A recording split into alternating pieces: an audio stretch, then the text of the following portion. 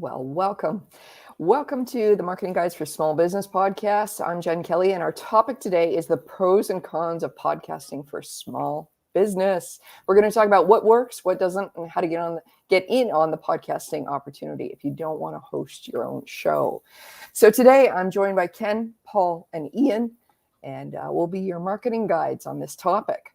So if you find this show helpful, please share the show. We're going on year 2 of this podcast, and we want to be able to increase our audience and help us find as many small businesses as possible to help. So your share on social media or by word of mouth really helps us. Now, if you're listening to this episode, you probably are already familiar with podcasts, and with so many of them out there now in every niche possible, you may be wondering if it's worth it to start your own podcast. It's really neat because you have full control over your content, your promotion, your scheduling, and what's more freeing than that, right? But is it a good idea? And with all the demands on your time already as a small business owner, is this really worthwhile? Is it really a worthwhile content channel to pursue? So we're going to talk about that. Yeah. Let's get started. I'm going to start with Ken and Paul. It's a tag team question for you both. So you basically spearheaded this podcast. You've had a series of other marketing guides besides Ian and I on. And I wanted to ask you, why did you decide to start this podcast? How are you sure you could get the technical side going? Can you just walk us through, what happened to get this going and some of what you had to put in place to make episode 1 launch? Okay. Paul, do you want to start or do you want me? Go for it. Okay.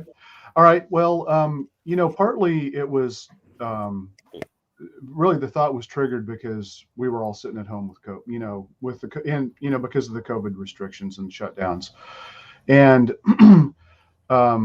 many of the guides that we started this with, Mark Fortune and myself, in particular, we had co-written a book with Ian called Content Marketing Guides for Small Business.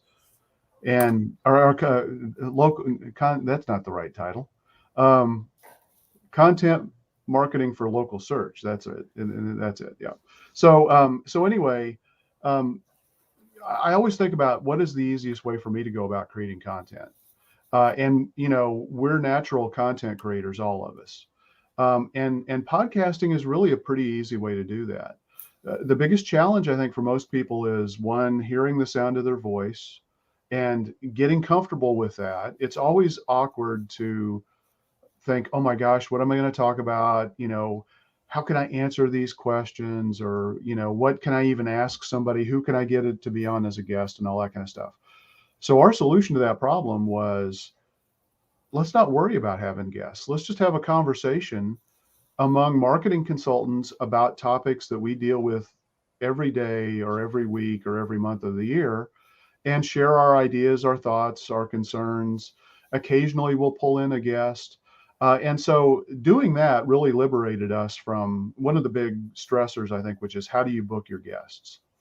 From a technical side of things, it really, again, it may seem a little intimidating. Traditionally, if you had a WordPress website, you'd have to sign up for like a Libsyn account or Burberry or something like that to be your podcast distribution network, which means you have to install and configure plugins on your website. And but guess what? You don't have to do that anymore. There are hosted podcast platforms that work really, really well. I actually use 2. We use Bcast for a couple of my other podcasts, and we use podcast.co for this podcast.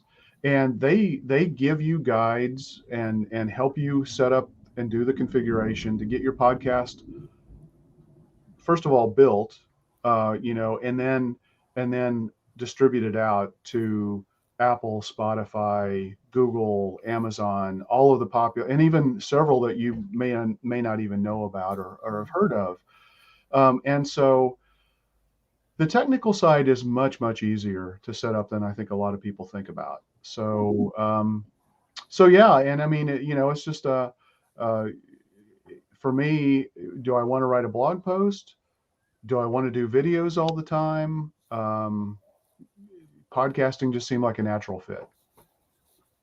Gotcha. Anything to add, Paul? Yeah, I just say kind of like what Ken said, that it's a great way to create content, but there's these platforms out there because podcasting has become such a big thing that they have made it really easy. Just the technical issues are pretty much gone Hmm. because they have, like I said, these platforms are out there and they have removed those technical barriers and made it really simple. Yeah. I will say too, when we started this, we came up with, we use our core methodology that all of us were a member of at the time, and all of us now are still too, with the duct tape marketing, framework. Yeah. And so we just, but you could do this with frequently asked questions as well. And just that could be your initial set of podcast topics for the first, 10 episodes or so. Mhm. One thing too, that's a tip that's out there, if you're trying to grow rapidly, it's good to kind of release that initial batch of 10 podcasts at the same time, and then just ask all your friends to go like and review and comment and share on those podcasts to pick up the natural algorithmic boosts, from the podcast hosting platforms like Apple or Spotify. Mm-hmm. Good points. Good points. It's interesting how one of the, I guess, one of the negatives about trying to get guests on the podcast, and we know how hard it is to just schedule a meeting normally, right? With all that ping pong back and forth. So to schedule a guest made you guys come up with this kind of panel discussion. And what's really neat, and this will probably lend itself to other industries as well, but what's really neat about that working for the marketing industry is because depending on what kind of, so thinking from the small business point of view, different sizes of business, different focuses, different industries, marketing can work for you, but in very different ways. So we have, 4 different experts sort of weighing in with different experiences, different points of view. So that can really widen the ability to serve more people doing it that way. Yeah, and I think it's a fairly unique format. Seems to be. Yeah. Podcasts are, host and interviewer, and then having a guest, and for us, it's not that. So, I don't want to take up too much time here, but we also have a podcast booking page that we can send people to. They can ask to become a guest on our podcast. We review those people, and we let them know if they're a good fit or not. We've actually had several guests, and some of the guests we're all really proud of being able to have had on our show. So it's, I think you just got to do it. You got to get over your fear of it. If you have a fear of it, get into the habit of doing something to record yourself. Whether you use it for anything or not, just turn on your webcam, talk into it, get comfortable with it. You know what? It's true. When you talk, and now I become hyper conscious of my webcam here. Having said that, but when you get into it, you forget you're being recorded. You forget, that there may be a camera or a microphone, and you just kind of go with the flow. Yeah. This isn't live, is it? That's so funny because I remember, well, at the beginning of the pandemic, when I heard some people say, "Oh my goodness, being on video," but like you never go into a face-to-face meeting being like, "Okay, don't look at me," right? So it's just a different kind of format. Well, Ian, I want to ask you, what podcasts do you listen to, and what makes you keep returning to your favorites? Yeah, I'll give you a short history of Ian's podcast world. So it depends when you ask me that question. So I'll answer truthfully about now in a second, but I just also want to share how, depending on your life circumstances, podcasts can become a very large part of your life. So I used to commute to downtown Toronto, large metropolitan area. It was actually an hour and a half there, an hour and a half back. So 3 hours of my life was on a train, a subway. So I listened to a ton of podcasts while I was traveling, and we would actually in the company I was in, we would actually share podcasts. We'd be like, "Hey, what are you listening to? And what are you listening to?" So during that time, I had a mix of business podcasts and entertainment podcasts. If you look at the stats for what's popular, entertainment's huge, right? But I used to listen to very like all the time, This American Life, which was very fascinating one, different topics each week. And then a spin-off of that was Serial, which was about a serial killer. So very interesting, entertaining type ones.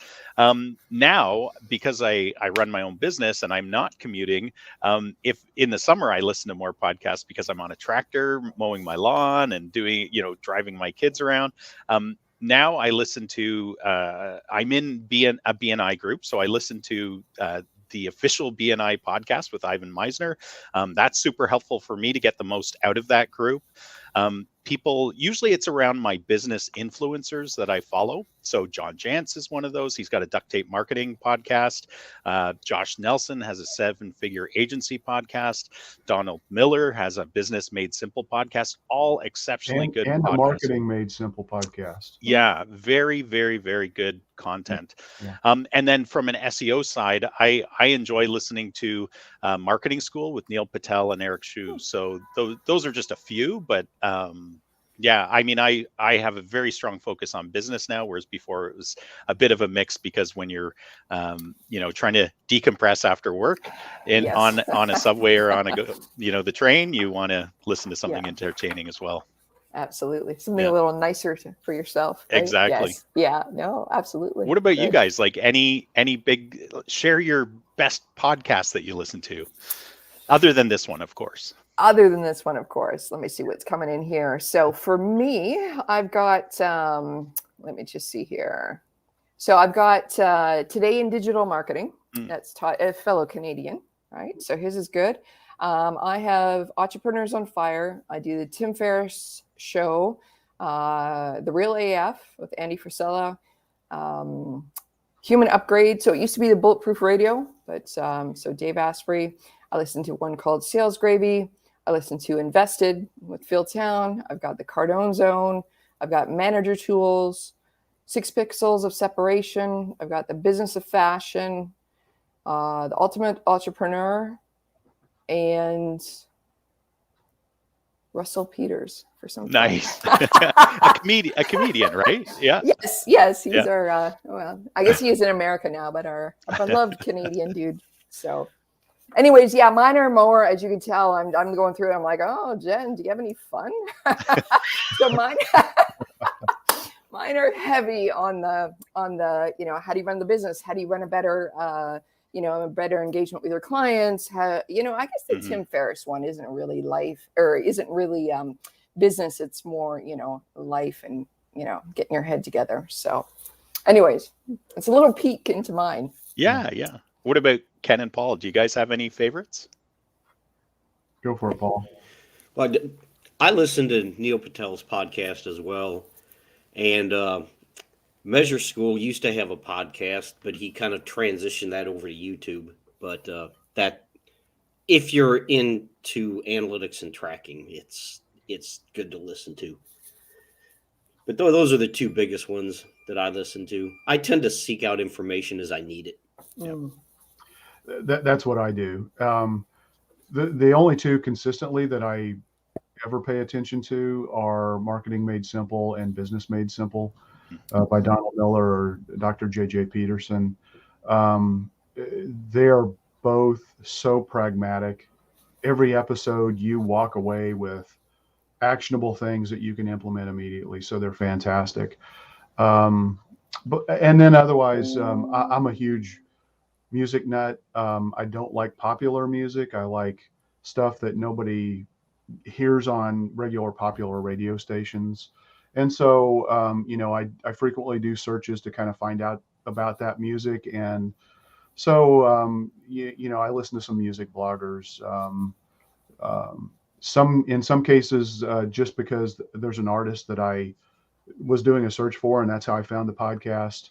But on Sirius XMU, they've got a series of music podcasters that I listen to on a regular basis, like Brooklyn Vegan or my Kentucky blog or something.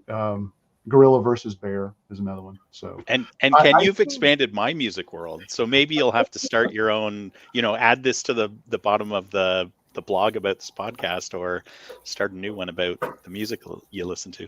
What's interesting is last night I either had a dream or I had kind of that semi-conscious waking up kind of a thought, where you're not really sure if you're awake or dreaming. And I thought, maybe one of the things we ought to do with this podcast is just kind of have we can't play it on the air, obviously, for copyright reasons, but have kind of a music, a song focus for every episode. Like a theme. Popped into my head, but yeah. It's a neat idea. That'd be fun. Yeah. You know what mine would be? You'd like What's this. that? But this could be constant, so it changes. David Bowie, right? Yeah. I mean, it Or just Heroes. applies. Yeah. Yeah. Heroes That's is a good one too. So, yeah. Yeah. Well, good. Well, Ken, okay, so don't bring up anything technical with this next question, but you've been running this podcast for about 2 years. What has been the most challenging non-technical thing about this project? Building a following. It's we're all marketers. We all are really good at what we do. I know that for a fact. I've seen it in action several times. I don't think we always treat our own products like this with the same diligence that we do for our clients. And so we suffer a little bit, I think, in terms of helping to get the word out about the great content that we create and share. So I think that's the biggest frustration. It takes time, and we all contribute an hour and a half or more every week to create this podcast, just for our time to show up and answer the questions and have the conversations. But we don't spend as much time as we should marketing it and getting it out there to the rest of the world. And so there's nothing technical. It's just a matter of spending that extra level of time. Gotcha. Yeah. And we're not going to be alone. Every business owner knows what this is like. I mean, you run out of enough time and energy to do all of the great things that you want to do. Yeah, every day. Mm-hmm. Yep. Oh, yeah. And the second hardest thing that you have in this podcast is working with Ian, right? True. Yeah. Yeah. Yeah. Sometimes I don't understand the words. Or Jen. Or Paul. Yeah, your pronunciation throws me sometimes. Oh, Sorry. right. Yeah. Yeah, I know. I don't know how to say my own name. It's like marketing yourself, right? Oh, I thought he was going to go down the road of like us Canadians saying "a" too much, or what is it about? Or About. Project is the one. Project. Process. Project. Yeah, project. Process. I can't even say it. Like our pros. Oh, that's so funny. Well, we're doing a good job getting along. So, now when I said, okay, no technical problems to you, Ken. So, Paul, I got a technical question for you. So, it makes me laugh every time someone who's highly skilled at technical things says, "Oh, it's not really that technical, right?" Like, maybe not for you, but for us, it's like if it's more than an on-off switch, it's a problem. But so, in all seriousness, if a company really wanted to start podcasting, is it as easy as downloading some software, getting a half decent mic, and away we go? Or are there some other things that they really have to be aware of? It's almost that easy. It really is not that difficult anymore, like we talked about earlier. But use a platform like, you don't want to just record it on an audio app on your computer. You do want to use a podcasting platform, and a good microphone is important. I wouldn't use a microphone headset combination. I know a lot of people do that, and it does work, but I do think a good microphone is important. But yeah, I mean, it really is not that difficult anymore. Those technical barriers have been removed by these, and that's if you use a podcasting platform. Those technical barriers have been removed. If you wanted, record it on your computer, you're just throwing roadblocks up for yourself. Why would you do that? Yeah. No. Yeah. Fair enough. I mean, for example, this podcast started out as a Zoom recording, Mhm. and we found that between our webcam microphones, between some, I know, like, I think Mark actually used his earbuds, the wired ones, not the wireless. And I think Antonio probably had a professional mic. And Paul, I don't know what you use because I've never seen you. But You see me, just not on the podcast. true. Because I've Google never and seen you Facebook have the largest face recognition software in the world, and I'm sure they sell that to the government. Yeah. But seriously, going back to if you're going to use a headset microphone combination, if you spend the money and get a high quality one, then it's fine. Mm. If you're going to use that combination, you can't cheap out. Got it. Yeah. Got it. And but by cheaping out, I mean, these things are not thousands of dollars. No, It's they're really not. about Not paying, anymore. $40 more for the good version. Is that what Yeah, gotcha. definitely. Yeah, I bought a premium webcam from Logitech, and that's what I use. That's what I'm using right now. We do have this podcast professionally edited by an audio video engineer. Mhm. So they have the ability to take this quality audio from a live streaming platform. In this case, it's StreamYard, or what we were doing before using just Zoom, and taking the audio file that was recorded from Zoom, and he can clean it up and make it sound professional. Got it. Absolutely.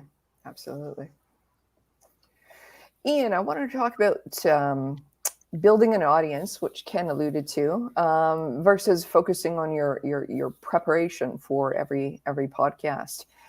Just so the listeners know, whoever's hosting has the responsibility to figure out the topic, research it, and then provide the questions and the hosting, I guess the emceeing and the flow for every episode. So I guess the person in the hot seat really has to do their prep, but those questions get sent out days ahead of time, so all of us are able to understand what kind of questions are assigned to us, and then what questions everyone else has, and has the time to prep and be ready for the show. So with the pressure kind of on all of us, right, to promote to our own audience, as well as the pressure to show up and be prepared and know what you're talking about.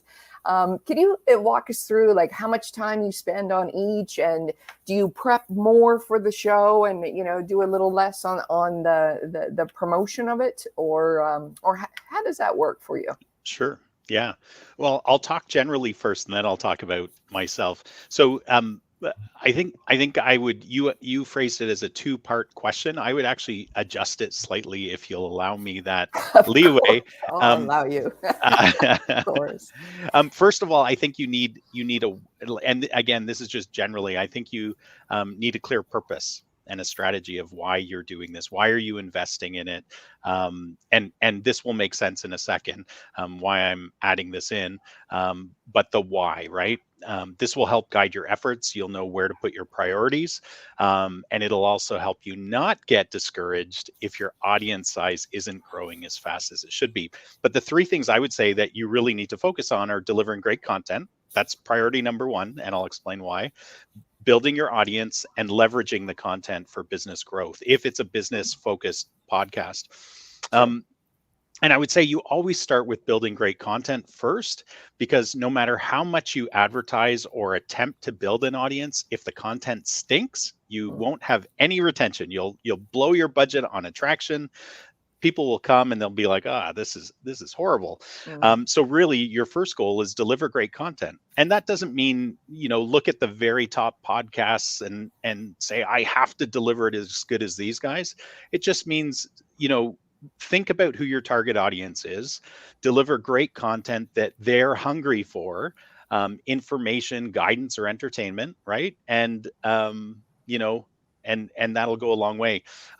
it's you use Joe Rogan in the question, I think, and he is the top podcast in the world right now. And a lot of people getting into podcasting are thinking about him, but you have to remember, like, he's been a celebrity, a burgeoning celebrity since 1990, right? Like, he's a celebrity, he has contacts, so he attracts incredible guests. Like, the top podcast he's delivered is Elon Musk and Bernie Sanders and Edward Snowden and Lance Armstrong, right? Like, all of these incredible people. And so remember, that's not your goal. Your goal is to deliver great content that your audience is hungry for. Mm-hmm. Building an audience is important, right? You want to make sure that, just as Ken was talking about and you were talking about, Jen, you want to make sure that your efforts are not fruitless, that you're actually creating fruitful results by attracting more people. It's wonderful to create good content. If nobody's listening to that content or reading that content, then it's not actually helping you reach your goals, which leads us back to why you started this in the first place. Live streaming, like, we do live streaming on a few different channels, then it gets delivered to podcast channels. That's certainly like the base of getting out there. The base of getting out there is just deliver it to iTunes, to Spotify, like wherever you can get it on a podcast platform, get it on there. And that can be post-production, right? Like, as Ken was talking about, we get ours cleaned up after the fact, and then it gets posted on those channels. But then the live streaming opportunity, Ken uses a technology called StreamYard, which allows us to stream it out to multiple live stream platforms like Facebook Live and that kind of stuff. So again, that's a way to get greater exposure. It also allows you to share it. It allows you to post in advance to say, hey, our topic coming up this week is this. Here's a link to it, which we do.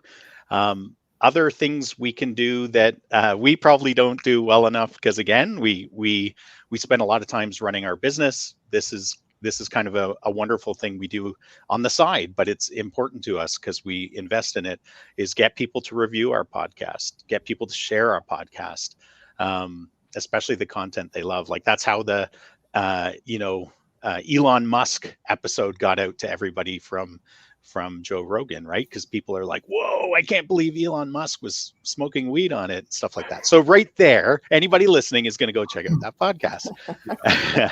And I know I've gone on, but the last point I would make is you have to leverage the content.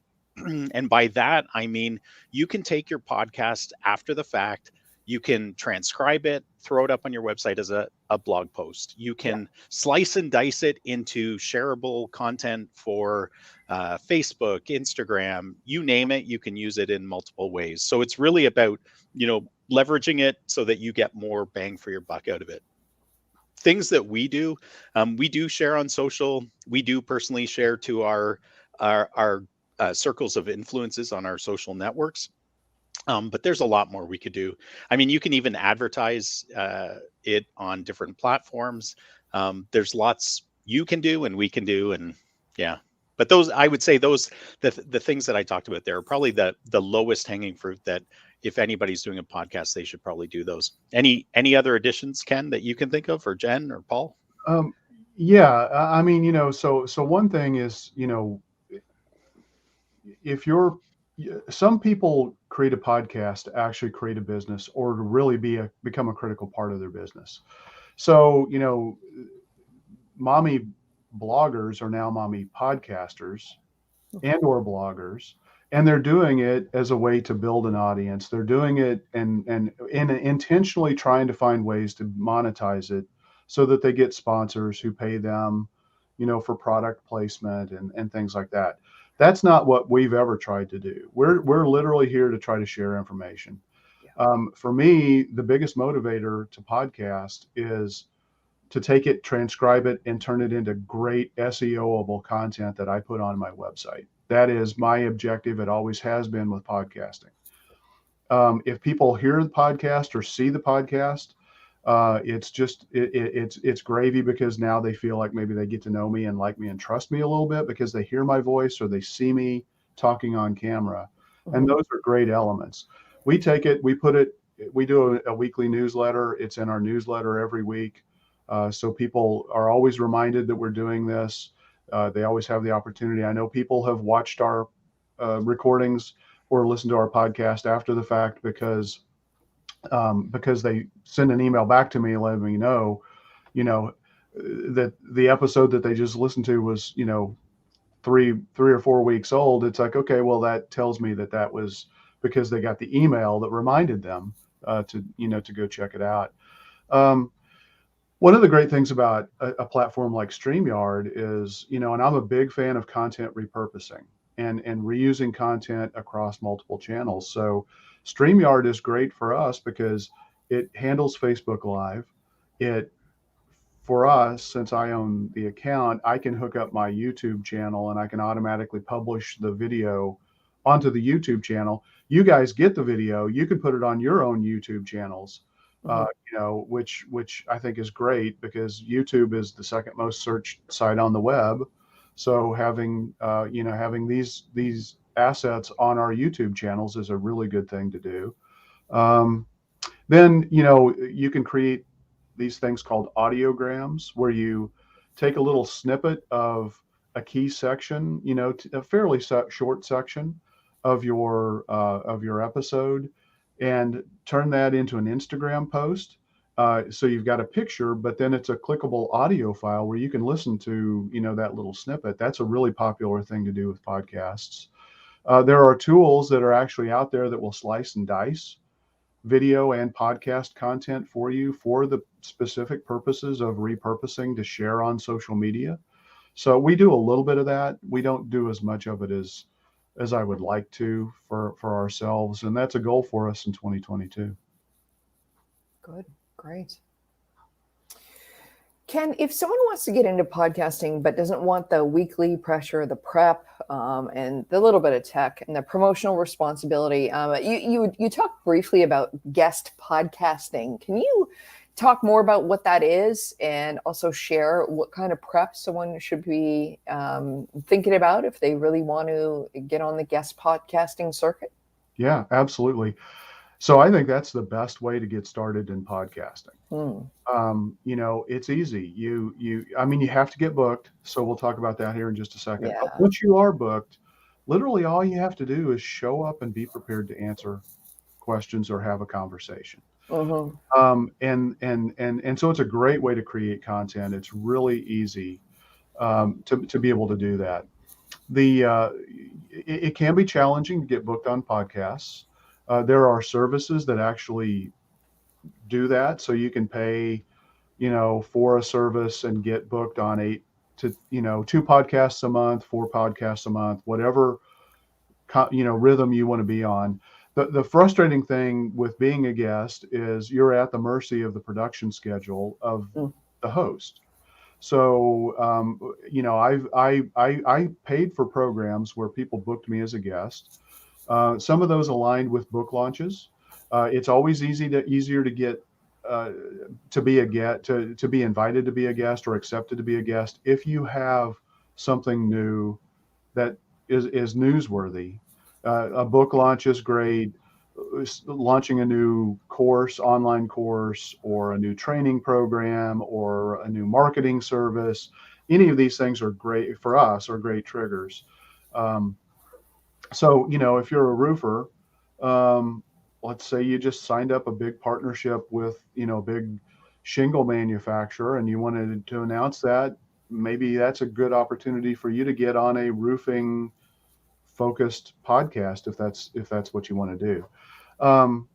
So I would definitely investigate those services. You don't have to use one of those services. There are podcasting aggregators, I guess, if you will, that pull together the most popular podcasts. And then you just click through, go to the websites, and you can submit your own information to try to become a guest. It's probably better if you hire somebody professionally who knows what they're doing and how to do that. But you can do it. You can do it yourself. One thing you have to know is, in order to be a guest, you have to create this thing called a one sheet, and that's what we all refer to it as in podcasting, is a one sheet. And it's basically it's that marketing slick or marketing page that you create that is why should you be a guest, and what can you talk about, and what's your background, and what's your backstory? That's what every podcaster is looking for. Can they bring something new and interesting to my audience? And this one, you're asked to condense this down into a single sheet. It's typically a PDF that you submit, and then you go through the booking process where you pick a date that's available. Most of the time, podcast guesting requires a pre-screening. So you'll either get on the phone with an assistant or the actual podcast host themselves, and they'll ask you a series of questions. Most of the time they're already ready to have you on as a guest when you get to this point. So then they also use it as an opportunity to help prep you. So it's like my experience is, a couple people are like, okay, my final question is always a little bit different, and I want to give you an opportunity to, and don't be surprised when I ask you this question. And they tell me what that question is in advance, and it'd be something like, if you had the opportunity to go to dinner with only one person in the world, who would that be? Okay, so that's their way to kind of close out their podcast, and that's going to vary widely from host to host to host. But yeah, I mean, it's the great thing about guest podcasting is it's a supercharged SEO opportunity for you, because podcasts, if you're a guest, you're already leveraging the hard work that the podcasters the show that you're appearing on, they've already worked hard to get subscribers. You don't have to take care of that problem. They've taken care of it for you. So it's a great way for you to get in front of an audience that's already been built. Most podcasters are perfectly fine with you taking the recording and transcribing it and putting it on your website for SEO purposes, because most podcasters don't do that. They do what's called show notes, and they're short little highlights about what happened in the episode, but it's not the full transcription. Full transcription is 5,000 words, maybe more. Google loves long form content, and so taking that and putting that on your website's an SEO powerhouse. So I think that covers most of what you had in that question. Yeah, but you brought up something that I want to make sure that people understand. You brought up, a podcast about roofing, and people listening, maybe not familiar, might chuckle about that. Sure can, podcast about roofing, but it's true. Podcasting is so neat in the way that virtually every niche, every subject, every hobby is going to have a selection of podcasts based on that topic. So you really, really can get focused down into your area of expertise. Absolutely. I mean, in certain respects, podcasts have become a modern expression of like the old forums that we all used to sign up in the early days. When we were using the internet, before there were a lot of these great tools that came along with the advance of Web 2.0, back in 2006 to 8 kind of time frame. You used to log on to a forum and type in your questions and, work within a community there. Now podcasts have kind of become that natural way to solve that problem, but also get it out in front of a whole lot more people than these forums ever thought about doing. Yeah, it's really amazing. Really amazing. Paul, I'm going to pick on you a little bit. I'm going to say that you like this stat. Let me read the stat out. Despite the many business benefits of launching a video podcast, only 17% of podcasters record on video.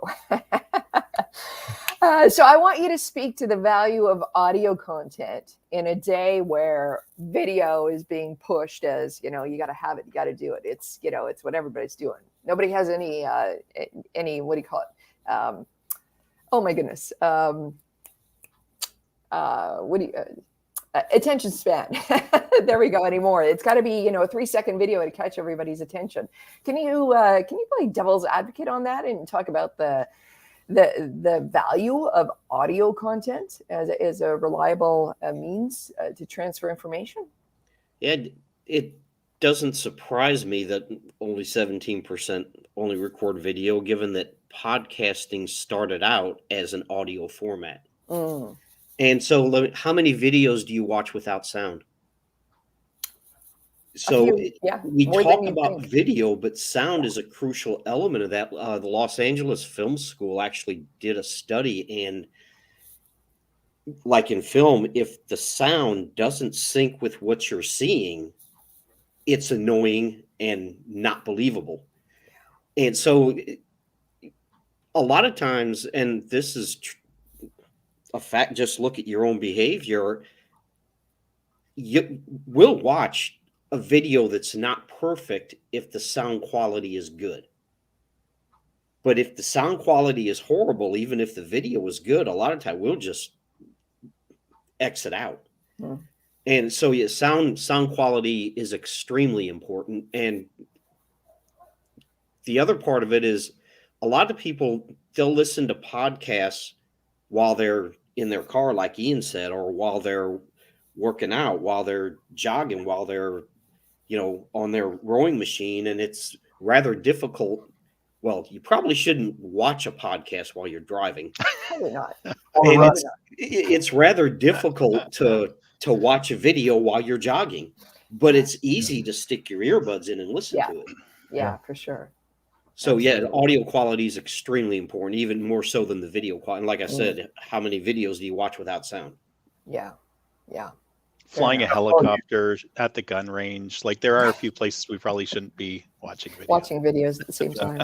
Yeah. I have to watch video while I'm shooting target practice. Paul, It'll work out very good. you mentioned that study. I read something earlier this week that talked about, we all know this intrinsically, and it's hard for us sometimes to express, but even like a PowerPoint presentation, it is such a bad way to communicate because the words on the slides rarely line up with what people are saying. And this study, I can't remember it off the top of my head where it was, but it was like it was a legitimate source. I think it may have even been like MIT or someplace like that. They talked about the fact that kind of the audio overrides what you're seeing visually when it comes to a PowerPoint presentation. And so now you're forcing the brain to pick and choose. Am I reading? Am I listening? And it compromises the ability for comprehension of both. And that's why great people who talk about the art of presentations, like Guy Kawasaki, and I can't remember the book that he strongly referenced as well. It talks about don't have words on your slides, have images, and let the images tell the story that back up the words that you're saying, kind of a concept. And that's a great way to improve your and I'm taking this down a little bit of a rabbit hole, but it helps to reinforce the power of what you're saying.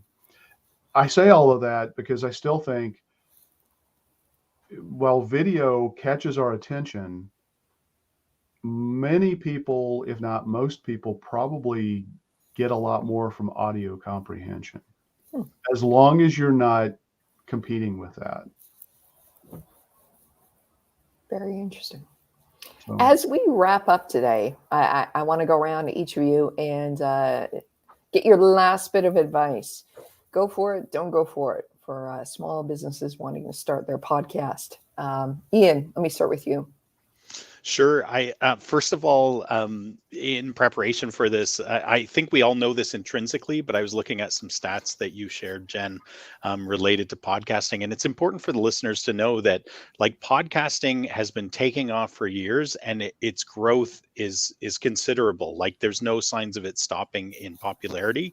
And when they do it demographically, the younger generation is definitely into podcasts, listening to podcasts. So I think that's important to know. And it's not just, I mean, we're based out of North America here, the four of us, but the biggest audiences that listen to podcasts like are all over the world. South Korea is the largest audience.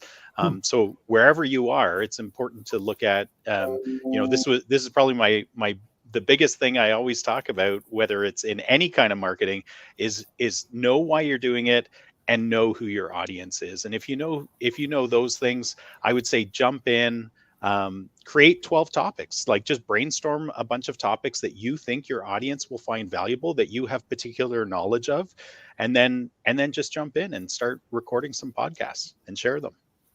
Tell your mom, tell everyone. Yeah. Paul, what do you think? Start the podcast, don't start the podcast? Well, I think if you're unsure, I think, as Ken talked about earlier, get booked on a few podcasts. That way you're not making any kind of investment in software, hardware, and you can see if you like it or not. Because if you want to start your own podcast, there is some investment in equipment, software platforms, and